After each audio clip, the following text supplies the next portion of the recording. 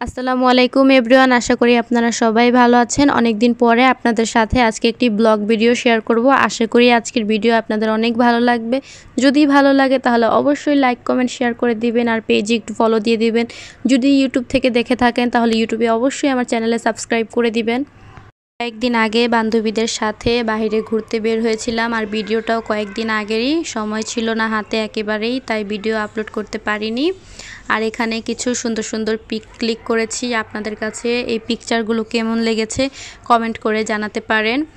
আর আমার কাছে ওই দিনের ওয়েদারটা সবচেয়ে বেশি ভালো লেগেছিল। ওই দিন অনেক বাতাস ছিল, প্রচুর পরিমাণে বাতাস। এর পাশাপাশি কিন্তু আকাশটা খুবই মেঘলা ছিল, এর পাশাপাশি রোদও ছিল। মানে সব কিছু মিলাই ঝিলাই আমার অনেক ভালো লেগেছে। পাশাপাশি রেস্টুরেন্টও কিন্তু তখন মানুষ ছিল না। আমরা বিকালবেলায় গিয়েছিলাম, তো তখন ওই টাইমটায় একটু মানুষ কম থাকে, সন্ধ্যার পর আর কি অনেক ভিড় হয়। কিন্তু ওই দিন আসলে একটু ভিড় কমে ছিল। এমনিতেও ওনাদের রেস্টুরেন্টে দিনের বেলাও ভিড় থাকে।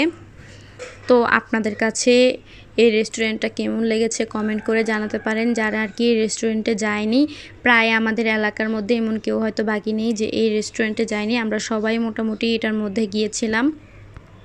ফিরে আমরা কয়েকটা রেস্টুরেন্টের মধ্যেই বারবার যাই, কারণ বাসা থেকে বেশি দূরে যাওয়া অ্যালাউ না। তো আমাদের আশেপাশে যা আছে আমরা এর মধ্যেই যাই। খাবারের মধ্যে এখানে আমি স্যুপ নিয়েছিলাম আর একটা বার্গার নিয়েছিলাম। স্যুপটা খুবই ভালো হয়েছিল, আর বার্গারটা দেখতেই পাচ্ছেন যে দেখতে খুবই ভালো, খেতেও ভালোই ছিল, কিন্তু স্যুপটা আমার কাছে অনেক বেশি ভালো লেগেছে।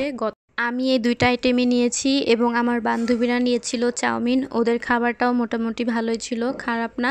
ওরা যেহেতু আরেক সাইডে বসেছিল তাই ওদের খাবারের ভিডিও নিতে পারিনি।